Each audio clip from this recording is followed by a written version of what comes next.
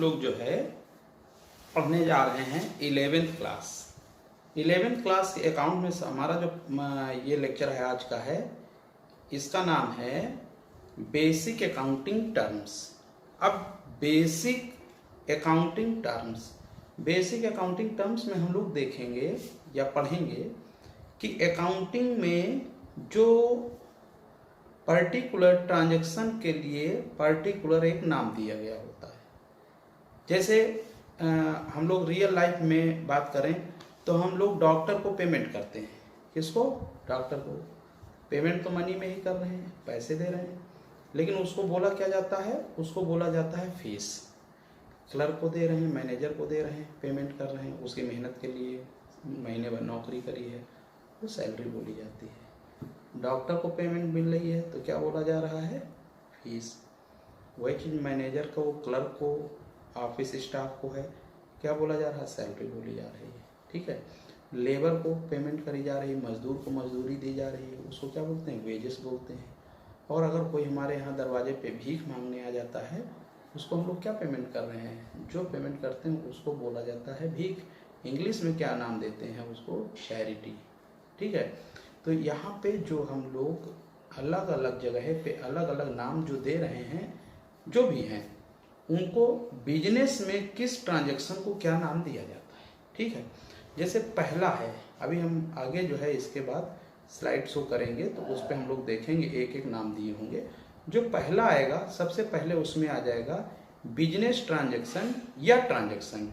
Transaction को हम लोग अगर समझना चाहें कॉमर्स की भाषा में तो ट्रांजैक्शन का मतलब होता है लेन देन, और जो मनी में मेजरमेंट किया जा सके, जो पैसे में हम लोग उसको नाप सकें। जैसे पहले क्या था, हजारों वर्ष पहले जब मनी ट्रांजैक्शन में नहीं थी, रुपए नहीं थे, सिक्के नहीं थे, तो बार्टर सिस्टम था। आप लोगों ने 9th या 10th में पढ़ा होगा SST में। ठीक है। जब ह्यूमन जो मानवीय सभ्यता आई, सिविलाइजेशन हुआ, तो उसमें बार्टर सिस्टम था। बार्टर सिस्टम क्या होता है? मान लीजिए किसी ने अपने यहाँ भैंस या गाय पाल रखी है और उसके यहाँ दूध होता है। ठीक है। वो दूध मार्केट में किसी को देना चाह रहा है। अब मार्केट में तो है ही नहीं, मनी तो है नहीं, तो वो क्या ऐसे बंदे को ढूंढता था जो उसका दूध ले ले और उसकी एवज में उसको गेहूं दे दे, दाल दे दे, चावल दे दे। बार्टर सिस्टम एक्सचेंज कर लेगा तो उससे क्या होगा? जिसके पास दूध है उसको चावल मिल जाएगा, दाल मिल जाएगा, गेहूं मिल जाएगा। इन सब चीज़ों को दूर करने के लिए हमारे यहाँ जो है मनी का जन्म हुआ, पैसे का। तो इनको सबको, जो भी प्रोडक्ट होता है, इसको हम लोग मनी में उसकी वैल्यू निकाल लेते हैं। आलू है, कितने रुपए किलो है? बोले 20 रुपए किलो। ठीक हो गया। घी कितने रुपए? देसी घी है 500 रुपए किलो। ठीक है। प्याज कितने रुपए में है? बोले 25 रुपए किलो। टमाटर कितने में है? 40 रुपए किलो। तो सबको हम रुपीज में आकर के मेजरमेंट कर लेते हैं, इतने रुपए में ये इतना मिलेगा। क्लियर हो गई बात कि नहीं हो गई? उसी तरीके तो यहाँ पे जो ट्रांजैक्शंस हैं, ट्रांजैक्शन को बोलते हैं लेन देन। बिजनेस में मैंने पहले वाले वीडियो में बोला था लेन देन। लेन देन क्या होता है कि बिजनेस में परचेज और सेल होती है। परचेज का मतलब खरीद। अब बिजनेस में जो परचेज और सेल हो रही है, ये ट्रांजैक्शन ही तो है। क्यों? परचेज करते समय गुड्स आएगा परचेजर के पास, और सेल करते समय परचेजर के पास से गुड्स जाएगा। परचेजर। अब इसके साथ दूसरा जो हम लोग पढ़ेंगे उसको बोलते हैं अकाउंट्स। क्या बोलेंगे? अकाउंट्स। देखा होगा आप लोगों ने ये शब्द सुना होगा। घर में आपके पेरेंट्स, मदर या फादर, बाबा जी तो ग्रैंडफादर के बैंक में अकाउंट रहते हैं, जहाँ से पैसे निकाल के आपकी स्कूल की फीस जमा करते हैं। 9th 10th 11th 12th तक बच्चा थोड़ा सा इतना जानकार हो जाता है कि पैसे कहाँ से आ रहे हैं और कहाँ को जा रहे हैं। तो अकाउंट्स जो है बिजनेस में हम लोग इसका बहुत यूज करते हैं। अच्छा, ये नया सब्जेक्ट है, बोरियत बिल्कुल ना आपको लगनी चाहिए। मेरा आपसे प्रॉमिस है कि आप बोरियत बिल्कुल ना महसूस करिए। इसमें मैंने पहले भी बोला है कि कम से कम 10-5 दिन आपके जो है इसमें बर्बाद होंगे या समझने में जाएंगे। नया बिल्कुल है। और गारंटी है जैसे जैसे इसको आप पढ़ते चले जाएंगे हर चैप्टर में 2-3 दिन आपके बर्बाद होंगे। बर्बाद नहीं होंगे ये समझ लीजिए, वो आपको बेस हैं, वो दिखाई नहीं पड़ेंगे, लेकिन उन्हीं के 3 दिन के सहारे पे आपका आगे का चैप्टर चलेगा। तो अकाउंट्स की बात करते हैं। अब बिजनेस में क्या हुआ, परचेज किया गया तो एक रजिस्टर बना ली गई, कॉपी बना ली गई, उसको बोलते हैं परचेज बुक। जैसे हिंदी की आपकी बनती, इंग्लिश की बनती, मैथ की बनती है, ऐसे बनते हैं सब्जेक्ट वाइज, वैसे ही बिजनेस में एक होगी परचेज बुक और एक होगी सेल्स बुक। अगर बिजनेस बड़ा है आपका, ढेर सारे एम्प्लॉयज़ हैं, कर्मचारीज हैं उसमें, तो क्या होगा, उसके लिए सैलरी बुक बन जाएगी, सैलरी अकाउंट कि किसको कितनी हमें सैलरी देनी है। ठीक है। अगर फैक्ट्री है, लेबर को मजदूरी दी जा रही तो वेजेस अकाउंट हो जाएगा। किराए पे कई जगह दुकानें हैं, कई जगह हमारे जो है गोडाउन हैं, तो एक रेंट अकाउंट हो जाएगा। ठीक है। अब फैक्ट्री भी है, कई दुकानें हैं, कई ऑफिसेस हैं, कई जो है फैक्ट्रीज हैं, तो उसके लिए हमको क्या होगा, किराया देना होगा। तो ये किराए के बाद एक आता है किराए पे लेने के लिए वो रेंट अकाउंट ओपन हो जाएगा। बड़ा बिजनेस है तो बड़े बिजनेस के लिए हमको क्या होगा, सेल बढ़ाने के लिए हमें एडवर्टीजमेंट करना पड़ेगा। बढ़िया है तो हम किसी एक्टर को पकड़ेंगे, क्रिकेटर को पकड़ेंगे तो एडवर्टीजमेंट आ जाएगा। फिर गुड्स ईजिली हमारे जो है रिटेलर के पास पहुंच जाए, होलसेलर के पास पहुंच जाए, स्टॉकिस्ट के पास पहुंच जाए, इसके लिए हम लोग क्या है, अपनी खुद की ट्रक खरीद लेते हैं।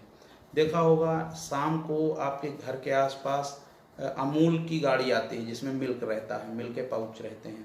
अमूल हो गया या नमस्ते इंडिया हो गया या पराग डेयरी हो गई, इनकी ढेर सारी मदर डेयरी दिल्ली साइड में है। तो ये सब जो हैं गाड़ियाँ, इसको डिलीवरी वैन बोलते हैं। तो ये पार्ट हुआ सेलिंग एंड डिस्ट्रीब्यूशन का। तो इनके जो अकाउंट बनाए जाएंगे, सेलिंग और डिस्ट्रीब्यूशन खर्चा ही तो है कि गाड़ियों पे क्या खर्चा लग रहा है, ये टोटल ओवरऑल जो है सारे खर्चे हमारे लिखे जाते हैं। इसी तरीके हमारा जो अगला आता है वो आ जाएगा एसेट्स। एसेट्स में क्या आएंगे, land, building, plant, machine, furniture. ठीक। फिर आ जाएगा आपका एसेट्स के अलावा लाइबिलिटीज। अब लाइबिलिटीज में हम कहते हैं तो लाइबिलिटी को हिंदी में बोलते हैं कर्जा। क्या बोलते हैं, कर्जा, उधारी। जब बैंक से पैसे लिए हैं तो बैंक लोन हो गया, किसी फ्रेंड से लिए हैं फ्रेंड्स लोन हो गया, बैंक से परमानेंट लोन लिया है 5 साल के लिए तो लोन कहलाएगा। लेकिन अगर एक टेम्परेरी लोन होता है 3 दिन के लिए, 2 दिन के लिए, 5 दिन के लिए, उसको लोन नहीं बोलते, उसको बोलते हैं बैंक ओवरड्राफ्ट। ये फैसिलिटी होती है, बिजनेसमैन अपनी कोई प्रॉपर्टी के पेपर बैंक के पास मॉर्गेज के रूप में रख देता है, गिरवी के रूप में रख देता है। ये सिक्योरिटी के रूप में आप रख लो और हमको जरूरत पड़ने पे हमको आप उधार दे दिया करना। मान लो पेमेंट में कोई चेक दे दी, बैंक में पैसे हमारे नहीं हैं लेकिन हमने चेक इशू कर दी, तो बैंक अपने पास से पैसा दे देगा हमको कि इनके चेक का हम पेमेंट किए दे रहे हैं, बाकी हमसे वो पैसा भी बैंक वापस लेगा और उस पर 1, 2, 3 दिन जितने दिन का होगा इंटरेस्ट भी वापस लेगा। तो ये सारे अकाउंट बनाएंगे हम। कौन सा, loan account, bank overdraft account. Clear हो गई बात। अब एक नाम इसमें आता है कैपिटल। क्या आएगा, कैपिटल। कैपिटल अभी मैं इसको डिटेल में लिखवाता हूँ। कैपिटल को बोलते हैं जिस पैसे से बिजनेसमैन ने बिजनेस स्टार्ट किया है, शुरुआत करी है, उस पैसे को क्या बोला जाता है, कैपिटल बोली जाती है। जिस पैसे से बिजनेसमैन ने बिजनेस स्टार्ट किया उसको क्या बोलते हैं, कैपिटल। हाँ, जब बिजनेस स्टार्ट करते हैं तो उसके पास कैश भी हो सकता है बिजनेसमैन के पास, और कोई प्रॉपर्टी भी हो सकती है। मान लीजिए उसके पास कोई अपना एक मकान पड़ा हुआ था, उसी को उसने ऑफिस बना लिया, नीचे उसमें छोटी सी फैक्ट्री बना लेगा, तो उसके लिए क्या हो जाए, जितना पैसा घर से लेके आ रहा वो कैश हो जाएगा। मान लो 5 लाख कैश लेके आ रहा हो और 10 लाख रुपए का उसने मकान लिया, तो कैपिटल कितनी हो जाएगी, 5 और 10, टोटल कितना हो गया, 15 लाख रुपए। 15 लाख रुपए आपकी कैपिटल हो जाएगी। Amount invested by the owner in the business, amount invested by the owner in the business called capital. ठीक। कैपिटल के बाद आ जाती है हमारी ड्राइंग्स। ड्राइंग्स को हिंदी में बोलते हैं, रहने दो, आहरण बोलते हैं, कठिन बहुत है। ड्राइंग्स का मतलब होता है जब बिजनेसमैन बिजनेस से अपने घर खर्च के लिए पैसे निकाल रहा है या कुछ गुड्स निकाल रहा है, कुछ सम गुड्स जो है निकाल रहा है, तो वो आपका आ जाएगा, किस में आ जाएगा, वो आपका आ जाएगा ड्राइंग्स में। अमाउंट विथड्रॉन या अमाउंट और goods withdrawn by the owner from his business called drawings. ठीक, जो अमाउंट या गुड्स विथड्रॉ कर रहा है owner from the business called drawings, personal use के लिए ले जा रहा है, ड्राइंग्स है। ठीक है, मान लो उसने कार खरीद रखी है, कार का आधा पोर्शन मतलब दो पार्ट न करना, आधे समय कार जो है बिजनेस में रहती है, बिजनेस के काम में रहती है, आधे समय पर्सनल यूज होती है। तो कार के जो एक्सपेंस होंगे वो दो हिस्सों में बढ़ जाएंगे, आधे तो बिजनेस के खर्चे में आ जाएंगे, बिजनेस एक्सपेंस हो जाएंगे, आधे एक्सपेंस ड्राइंग्स हो जाएंगे, क्योंकि कार के दो जगह यूज हो रही है। फिर इसी तरीके हमारा आ जाएगा आगे एसेट्स। एसेट्स क्या होती हैं, एसेट्स वो होती हैं ये जो land, building, machine, plant, furniture, जो बिजनेस को रन कराने में, प्रॉफिट कमाने में इंपॉर्टेंट रोल प्ले करती हैं। ठीक है, इसके बाद आ जाता, अच्छा हाँ, एसेट्स की बात आई तो एसेट्स हमारी मान के चलिए कि दो तरीके की, एक नॉन करंट एसेट्स और एक current assets. Non current assets के दो पार्ट हैं, फिर से समझ लीजिए, बिजनेस दो एसेट जो है बिजनेस में हुए वो दो हैं, एक नॉन करंट और एक करंट। नॉन करंट एसेट्स कौन सी होती है, ऐसी एसेट्स होती हैं जो 12 महीने से ज़्यादा के लिए बिजनेसमैन के पास होती हैं, परमानेंट बेस होती हैं। करंट का मतलब होता है चालू, घटना और बढ़ना, लेकिन उसका नाम क्या है, नॉन करंट, वो चालू नहीं है। Land, building, machine, furniture, plant, ये सब क्या है, परमानेंट, एक बार आ गई कई सालों तक यूज होंगे, तो ये non current assets. Non current के भी दो पार्ट होते हैं। नॉन करंट के कितने पार्ट होंगे, दो, एक होगा टेंजिबल एसेट्स और एक होगा इनटेंजिबल एसेट्स। टेंजिबल एसेट्स किसको बोलते हैं, टेंजिबल एसेट्स उसको बोलते हैं जिस एसेट्स को हम देख सकते हैं, छू सकते हैं। बिल्डिंग देख भी सकते हैं, छू भी सकते हैं, प्लांट, मशीन, फर्नीचर छू सकते हैं, देख सकते हैं। ठीक है, लेकिन ये हो गई टेंजिबल। दूसरी जो है होती इनटेंजिबल। इनटेंजिबल एसेट्स उसको बोलते हैं जो बिजनेस में होती तो है लेकिन दिखाई नहीं पड़ती, जैसे गुडविल, पेटेंट, कॉपीराइट, ट्रेडमार्क, ये सब क्या है, ये केवल एक कागज में एग्रीमेंट होता है, उसको हम देख नहीं सकते हैं। क्लियर हो गई बात। फिर तो non current assets, non current assets के दो पार्ट, टेंजिबल और इनटेंजिबल। फिर करंट एसेट्स, करंट एसेट्स उसको बोलते हैं जो एसेट्स 12 महीने के अंदर कई बार कम ज़्यादा होती है। करंट एसेट 12 महीने के अंदर कई बार कम और ज़्यादा होती है, जैसे cash in hand, cash at bank, purchase किया गुड्स, पेमेंट किया तो कैश कम हो गई, बैंक से पेमेंट कर दिया तो बैंक में कम हो गई, फिर सेल हुई बैंक में जमा कर दिया तो बढ़ गई। तो फिर ये आ जाएगी आपकी करंट एसेट्स में। करंट एसेट्स में और भी हैं, closing stock of material, closing stock of material, non current investment आ जाएगा। ठीक है, प्रीपेड एक्सपेंसेस आ जाएंगे। ये अभी हम लिखवाएंगे डिटेल में, 7-7 8-8 आइटम है, सब लिखवा देंगे।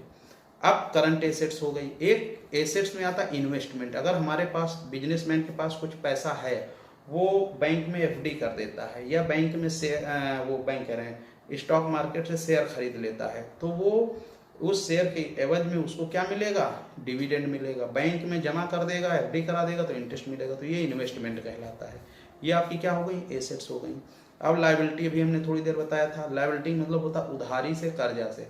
कर्जा क्या होता है, कर्जा दो तरह का होता है, एक नॉन करंट लायबिलिटी होती है, करंट लायबिलिटी होती है। देखो, करंट और नॉन करंट में बेसिक डिफरेंस क्या, 12 महीने याद रखना। अगर 12 महीने के अंदर का पेमेंट करना है, लायबिलिटी है, तो वो हमारी करंट लायबिलिटी। 12 महीने से बाद पेमेंट करना है तो वो नॉन करंट लायबिलिटी हो जाएगी। नॉन करंट लायबिलिटी में कौन सा आ जाएगा, बैंक लोन आ जाएगा, और loan from other parties, but उनका ड्यूरेशन 12 महीने के बाद पे करना है। करंट लायबिलिटी में क्या आ जाते हैं, क्रेडिटर। क्रेडिटर कौन होते हैं, जिनसे हम लोग उधार खरीदते हैं गुड्स। उधार गुड्स जिन लोगों से खरीदते हैं, या कोई उधार एसेट्स खरीदी है, तो हमारे क्या हो जाते हैं, क्रेडिटर्स हो जाते हैं। अब अगर उधारी, ये क्रेडिटर को हम पेमेंट 12 महीने के अंदर करना है, विथिन 12 मंथ करना है, तो करंट एसेट, करंट लायबिलिटी होंगी। और अगर हमें 12 महीने के बाद करना है तो ये नॉन करंट लायबिलिटी हो जाएगी। इसी तरीके बिल्स पेबल बाद में हम बताएंगे, क्यों, क्योंकि ये भी आपके चैप्टर में मतलब समझ से परे होगा। ये आपका कम से कम 10 लेक्चर के बाद समझ में आएगा। ये आ गया आपका। चलिए, अब इसके बाद हम लोग बोर्ड में आते हैं, एक एक तरफ से सब नोट करते हैं। अब इसको थोड़ा सा हम लोग बोर्ड पे समझ लेते हैं, उसके बाद सॉल्व करते हैं, लिखते हैं। चैप्टर का नाम डाल देते हैं basic accounting terms. Basic accounting terms. देखिए इसमें सबसे पहला जो नाम आएगा बिजनेस ट्रांजैक्शन।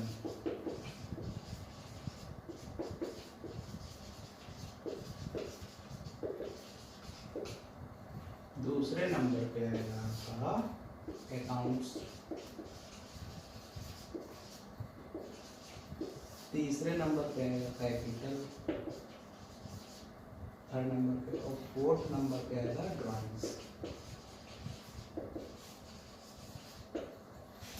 सबसे पहले बिजनेस के जो ट्रांजैक्शन है, सबसे पहले आता है बिजनेस ट्रांजैक्शन। मैंने बताया है बुक में, आप लोग इसको पढ़ लीजिएगा। जो बिजनेस में फाइनेंशियल इवेंट्स होते हैं, फाइनेंशियल मतलब मनी में जो इवेंट्स होते हैं, लेन देन होते हैं, वो बिजनेस ट्रांजैक्शन में आते हैं। बुक उससे देखिए, नोट करिए, ठीक है, उनको लिखते हैं। सेकेंड नंबर पे आपका क्या आ रहा है, अकाउंट्स आ रहा है। अकाउंट्स क्या होते हैं, बिजनेस के जितने भी इवेंट्स होते हैं जो मनी में मेजरमेंट किया, सबके लिए सेपरेट अकाउंट बनता है। क्या क्या बनेगा, देखो हम लोग अभी आगे पढ़ेंगे जर्नल एंट्री। जब वो पढ़ेंगे तो ये आपका 100% समझ में आ जाएगा, 99 नहीं 100%। अकाउंट्स, पहला अकाउंट आपका होगा कैपिटल, या बिजनेस कैश से स्टार्ट होगा तो पहला अकाउंट हो जाएगा कैश। बैंक में पैसे लगा कर रहे तो बैंक, ठीक है। इसके बाद कोई एसेट्स लेके आ रहे हैं, एसेट्स अकाउंट हो जाएगा। Land, building, plant, machine, furniture, जितने नाम होंगे 6 हो गए। फिर आ गया आपका इन सब का टोटल, जिससे बिजनेस स्टार्ट करते हैं सबके टोटल को क्या बोलते हैं, capital.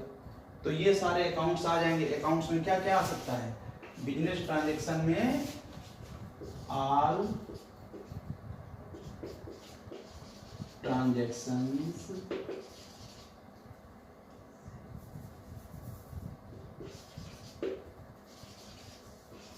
are transactions, that is purchase, sale of goods etc. Base हमारा ये होता है। अकाउंट्स में हमारा जैसे आ जाएगा बिल्डिंग है, बिल्डिंग परचेज किया, बिल्डिंग अकाउंट। फर्नीचर है, फर्नीचर अकाउंट। जो भी बिजनेस में एसेट्स होती है, फर्नीचर A/C, अकाउंट को कैसे लिखा जाता है, A/C लिख दिया गया, ये अकाउंट बोला जाता है। ऑब्लिक में तिरछा कर दे ऐसे।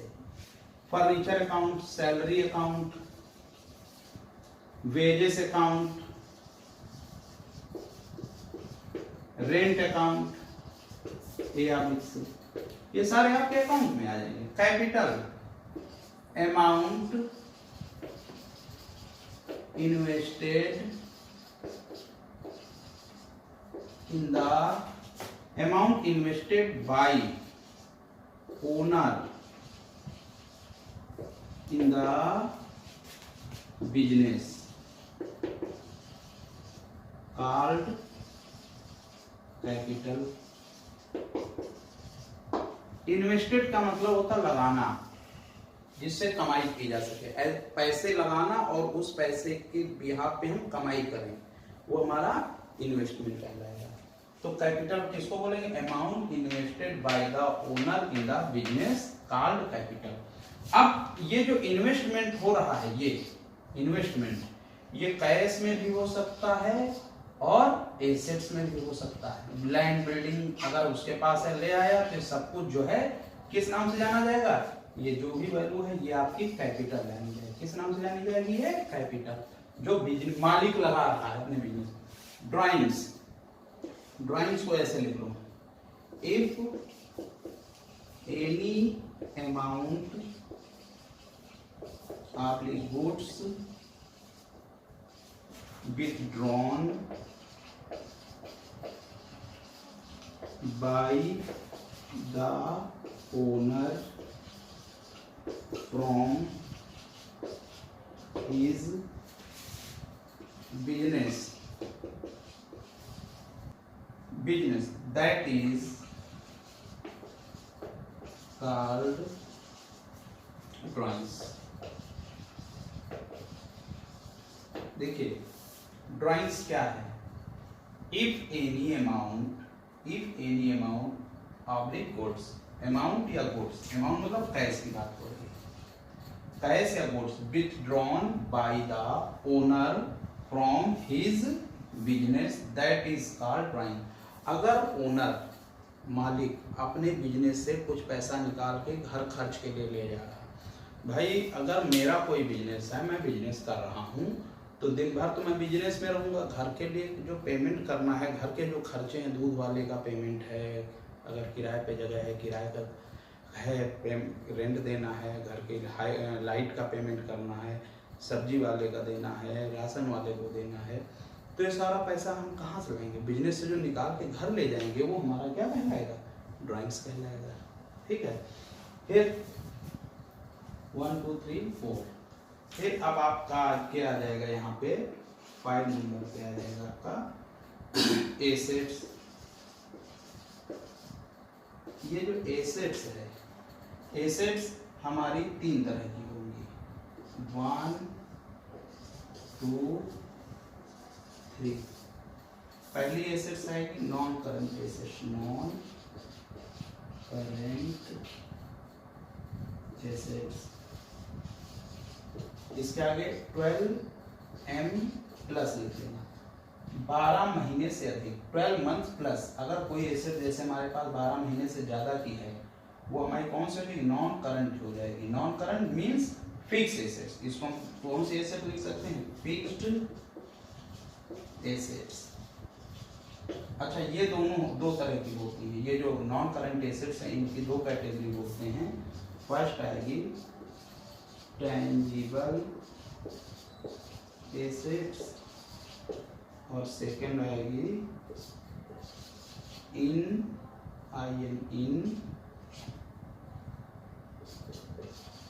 Tangible assets. टेंजिबल एसेट्स जिसको हम छू सकते हैं, देख सकते हैं, महसूस कर सकते हैं, जैसे लैंड, जमीन, लैंड, बिल्डिंग, फर्नीचर, ये हो गई आपकी मशीनरी। जो भी जिनको छू सकते हैं वो टेंजिबल छू सकते हैं। इनटेंजिबल एसेट दिखाई नहीं पड़ती, महसूस कर सकते हैं। क्या है? गुडविल। क्या आएगा? Goodwill, patent, etcetera. ये वो एसेट्स होती हैं जिसके लिए हम पेमेंट तो करते हैं, बिजनेसमैन पेमेंट तो करता है, लेकिन उसके लिए उसको एक कागज में सर्टिफिकेट मिल जाता है कि आपकी एसेट्स है। उसके लिए उसको देखने योग्य कुछ भी नहीं मिलता है। ठीक है, इनको आगे हम पढ़ेंगे। पहले एसेट्स हो गई नॉन करंट एसेट्स, दूसरी आ जाएगी करंट एसेट्स। करंट एसेट्स में हमारा लिख लीजिएगा 12M माइनस, जो 12 महीने से कम के लिए होती है हमारे पास। 12 मंथ के अंदर कई बार एसेट्स कम हुई और कई बार ज्यादा हुई। जैसे कैश, हमने गुड्स खरीदा, कैश पे कर दिया, कम हो गई। फिर हमने सेल किया गुड्स, फिर कैश बढ़ गई। फिर हमने तो ये हो गई, कैश हो गया। फिर इसके बाद आता है स्टॉक, आपका आ जाता है। क्या निकल के आ जाता है? स्टॉक, जो इसको हम गुड्स बोलते हैं। गुड्स हमारा करंट एसेट्स का पार्ट है। क्यों? गुड्स बेचा, कम हो गया, फिर खरीदा बेचने के लिए, फिर बढ़ गया, तो ये हमारा आ जाएगा। तो इसी में उधार बेच रहे हैं तो एक शब्द आता है डेटर्स, तो इसमें लिख लो, इसको ऐसे लाइन पर लिखें, डेटर्स, कैश, बैंक, ये आप लिख लो, बाद में ये सब समझ में आ जाएंगे। BR etcetera. ये 12 महीने के अंदर कई बार कम कई बार ज्यादा होते हैं। फिर एक थर्ड नंबर पे जो एसेट्स होती है इसको बोलते हैं fictitious asset.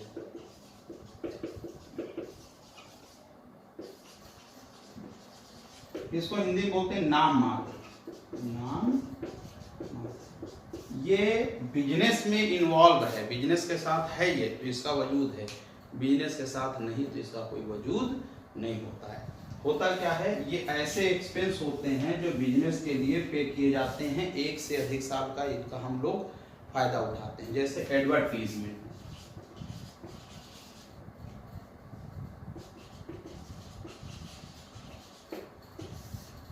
Discount on debenture, preliminary expenses,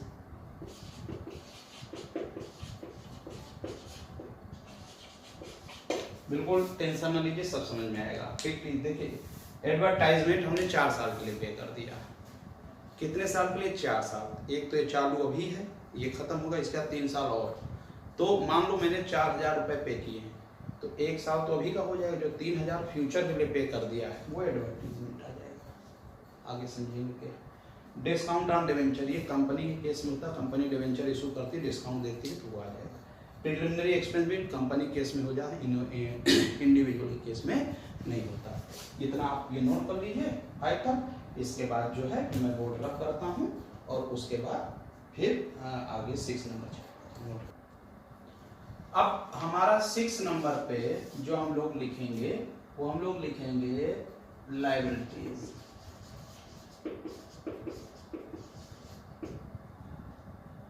liabilities, इसको हम लोग कर्जा बोल सकते हैं। क्या बोल सकते हैं? कर्जा या उधारी। जो बिजनेस में उधार ले आते हैं वो चीज आ जाती है। अब लायबिलिटी हमारी जो है इसको हम ले लेते हैं, 2 तरह की हो जाएगी लायबिलिटी हमारी। एक इंटरनल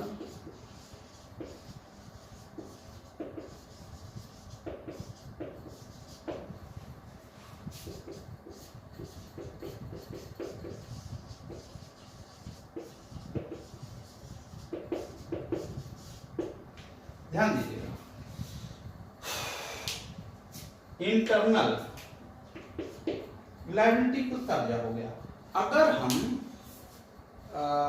मान लेते हैं कि बिजनेस को अलग कर दें और उसके मालिक को अलग कर दें, बिजनेस को अलग कर दें, बिजनेस के मालिक को अलग कर दें, तो जो मालिक ने, ओनर ने पैसे बिजनेस में लगाए थे वो बिजनेस के लिए क्या है? लायबिलिटी है। जैसे हम कोई दुकान खोलें, दुकान 5 साल 10 साल रन कर गई, अगर हम कहते हैं हम अपने को अलग करना चाहते हैं तो हम अलग करना चाह रहे हैं, कोई बात नहीं। हमने जो पैसे बिजनेस में लगाए थे, बिजनेस अलग हो गया, अतुल अलग हो गए, अतुल अलग, बिजनेस अलग। हमारा ही बिजनेस है लेकिन हम अलग अपने करना चाह रहे हैं, तो हमने जो पैसे लगाए थे बिजनेस में हमको वापस चाहिए कि नहीं चाहिए? तो वो जो लायबिलिटी है वो इंटरनल लायबिलिटी कहलाती है। मालिक का पैसा जो बिजनेस में लगा है वो इंटरनल लायबिलिटी होती है। इसीलिए इसको अभी हम आगे पढ़ेंगे बैलेंस शीट, ये लायबिलिटी साइड में आती है, बहुत इंपॉर्टेंट पॉइंट है। इसको हम बोलते हैं कैपिटल। क्या बोलते हैं? Capital, internal liability. External liability क्या होती है? बाहर के लोगों से, बाहर से उधार, यानी आउटसाइड फ्रॉम द बिजनेस। ठीक, ये समझने के लिए हिंदी में लिखना चाहना लिखना ना, बाहर से उधार। ये जो लायबिलिटी एक्सटर्नल, ये 2 तरह की होती है। ये कितनी तरह की होती है? 2 तरह की। वही एसेट्स में नॉन करंट लायबिलिटी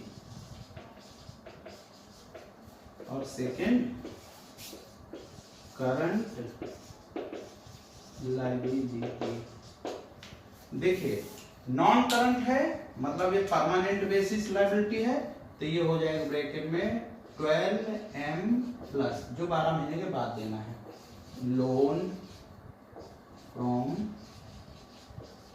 बैंक, या ऐसे रहने दो, डॉट बना लो, स्टार बना लो, लोन फ्रॉम अदर पर्सन, जो 12 महीने के बाद देना। अगर ये लोन 12 महीने के अंदर देना तो इस तरह आ जाएगा। किसमें आ जाएगा? करंट लायबिलिटी में आ जाएगा। करंट लायबिलिटी में जो होती, जो 12M माइनस 12 महीने से कम पे देना है, 12 महीने के अंदर देना है। पहले नंबर पे आ जाएगा क्रेडिटर्स। क्या आ जाएगा? क्रेडिटर्स। क्रेडिटर्स क्या होते हैं? जिन लोगों से उधार गुड्स परचेज किया है, जिन लोगों से हमने उधार गुड्स बिजनेसमैन ने परचेज किया है वो क्या बोले जाएंगे, क्रेडिटर। इसी को एक आता है बिल्स पेबल, बिल्स पेबल। इसको अभी आप ना समझो, उस समय मैंने बोला, बाद में समझाएंगे। फिर शॉर्ट टर्म लोन्स, फिर आ जाएगा बैंक ओवरड्राफ्ट, फिर आ जाएगा आउटस्टैंडिंग